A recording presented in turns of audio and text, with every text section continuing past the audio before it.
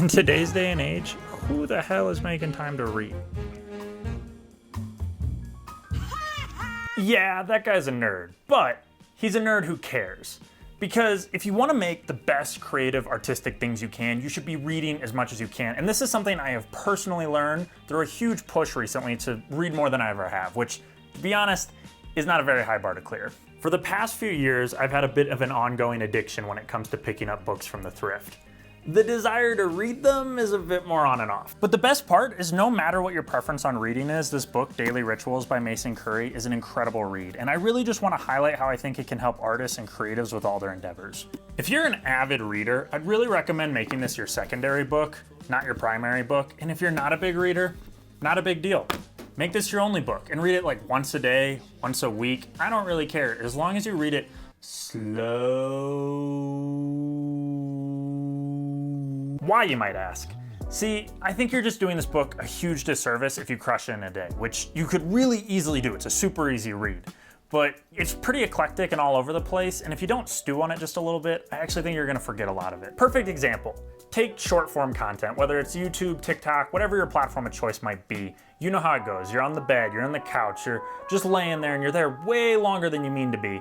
But if I were to awake you from that and say, hey, tell me the last 20 reels you just watched in order, you'd really struggle to do so. It's just so eclectic, going from one thing to the next to the next. It's really hard for your brain to keep it straight, and this book can be a little like that. Daily Rituals is not so much authored by Mason, but more along the lines of curated and edited. He's got 161 composers, artists, scientists, writers, like you name it, lots of people in here.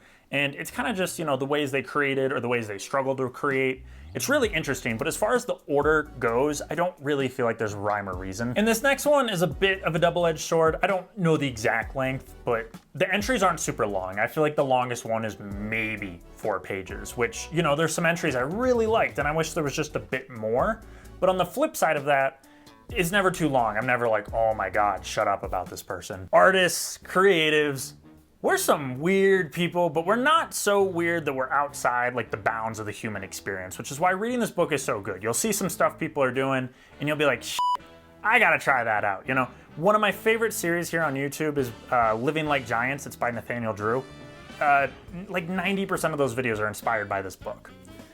And the video series essentially is he just lives the daily lives of these creative legends. And the conclusion of 90% of these videos is it doesn't work out for him, and why would it? They're not the same person with the same priorities, genetics, or even circumstance. And the same is going to be true for you. There's no one in this book where you can take their life and their schedule verbatim and plug it into your life and it's just gonna work. But there are so many great ideas that you can pluck and plug into your existing life. As a creative, you should constantly be trying to switch things up to see if that's what makes the breakthrough for you. Like 90% of your life should probably be pretty set in stone. It's just the best for your mental health. But there should be like 10% of wiggle room and see if that's the difference that makes your magnum opus. The ones I can relate with the most are the people who struggle to work or finish projects. Like those people get it. And please tell me your secrets for how you let that not hold you back. Some of the ones I enjoyed the most were the different takes on what I believe to be one of the biggest divisions in the creative world, which is, should you wait for inspiration to strike, or no matter what's bothering you, whether it be writer's block or whatever, do you push through it and get the work done anyway? There's a quote from Chuck Close in this book I really like, which is, inspiration is for amateurs, professionals show up and work. And yes, I agree with that quote, and I even like it. But despite that, I always think of Gertrude Stein. She really struggled to write. Like her best days, she's writing like 30 minutes max, but what she'd do is she'd drive around the countryside and she'd look for cows and rocks she'd like and just helped her work. And I think there's something to be said about, even if you struggle, doing what you can to put yourself in the place to work, because even a little bit adds up. But even for the ones where I can't relate as much, the artists who just work like machines, they have tips and tricks that I could just try and implement in my own life and see if it works. There was a good couple weeks there where I was really waking up like 2 hours before my day job just to get in some creative work. Did it work for me? No, but at least I tried.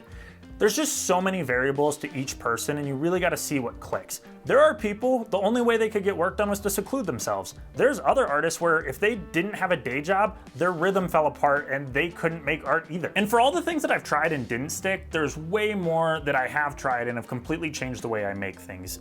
For example, When I make photos, I always want to be in the exact same spot on my desk, in the exact same spot in my office, with the exact same lighting. Like, I try to keep everything as consistently as I humanly can so that all the colors and everything is consistent as possible. And I used to sit in that exact same spot and try and write. And it was really difficult. I'd hit writer's block, I'd hit a wall, and I just couldn't write anymore. What I have learned completely changes everything for me is every time the words stop, change positions, and I will find new words. Hit a wall, go from the office to the couch, go from the couch to the table, go from the table, let's try the floor. That doesn't work, go to the coffee shop. As long as I keep switching positions, I almost can indefinitely write, and that has been a huge game changer for me. Truman Capote described himself as a completely horizontal author. He said he couldn't truly think or write unless he was laying down. Now, imagine if he never tried bringing his typewriter to bed. That's why you have to play around with different stuff to see if it fundamentally revolutionizes the way you create. This could possibly be the most Gen Z, iPad baby, brain rot thing I could humanly say, but I have been blown away how awesome it has been for me to be bored. When I used to do all my daily chores, I'd like always be listening to music and stuff, and I've stopped doing that because I have so many great ideas. I'll be doing the dishes and I'll think of the next YouTube video I want to take, or I'll be folding my laundry and I'm like, that could be my next photo book. Something about just when my brain is forced to be bored, it's forced to do something to entertain itself, and as a creative person, it tends to want to create. And that just benefits me so much across the board. One of the biggest reality checks for me has been the absolute lengths that some of these people have gone to make their art a reality. Kind of a Captain Obvious moment, but if I want to make the shift to being a full-time artist, it's not going to happen by accident or because I get a YouTube video out every 6 weeks and expect everything to change. There needs to be a desire, a fire to just crank stuff out. And look, life is not just about your work, but I clearly need to make a shift where I live to create, and I can really see that in a lot of these people in this book. I mean, life is a balancing act. There's a level of being relaxed and in the pocket without necessarily falling into being lackadaisical. And on the other side of the coin, you don't want to be so serious and tense that it's forced and not natural, or you crumble under the pressure of it all. It's something to figure out, and I haven't figured it out yet, but this book has given me a good frame of reference and pointed me in a lot of great directions. As stupid as it may sound, I have never even considered what my perfect day would be, and this book has made me contend with that. And I think for me to make the best creative stuff I can, if that's all that mattered, I would wake up slow, I'd have coffee, I'd do the crossword and chat with my partner, and then when I'm all warmed up, I'd probably work for like 4-6 hours with a lunch in there. And when I'm out of steam, I'd probably just play video games or watch a movie or something and be done for the day. And go to bed early even. How often does that get to happen? I'm lucky if even once a month.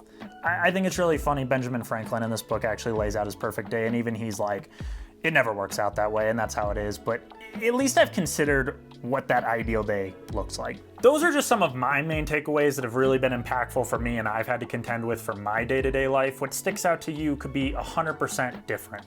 This book is full of some of the greats, but at the end of the day, they're just humans being humans. So there's bad habits, flawed mindsets, superstitions, insecurities, you name it, they have it, and they're people just like you. And that's why it's so easy to take what did and didn't work for them and apply it to your own life and try it out on your own creative journey. Is this book the Bible?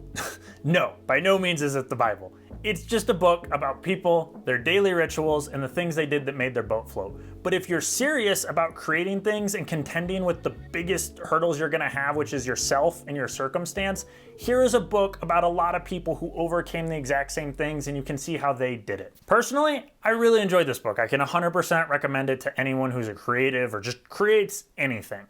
I don't have any affiliate link. I'm not sponsored, nothing like that. I just liked it. I think like full retail, it's like $25. I managed to snag mine hard copy for like 15. So it's pretty accessible for a brand new book. There's like used websites. You can check those out too. I think it's really worth your time if you're a creative. If you have read this book, tell me what entries you like, what really stuck out to you. If you liked it, your thoughts. I love to have a discussion about it down in the comments below. If you like this video, you want to see more, I want to review more books for creatives, subscribe. I also do a lot of other types of video. But my website's down below if you want to check out my photography. I got a newsletter. My girlfriend has a merch store for like stickers, t-shirts, bumper stickers, stuff like that. It'll all be down there below. Really appreciate you watching. Thanks. Cheers.